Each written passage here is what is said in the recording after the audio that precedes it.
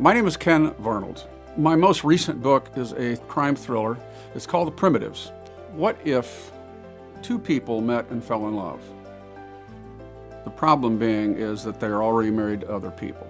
It's a dark exploration of some of our private lives that many people have.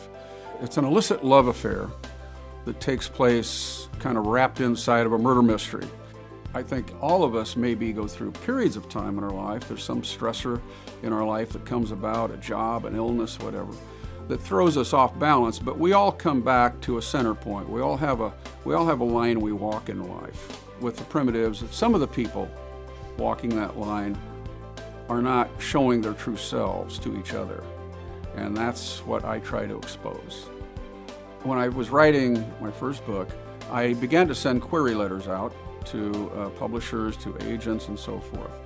And I was lucky to even get back an automated reply.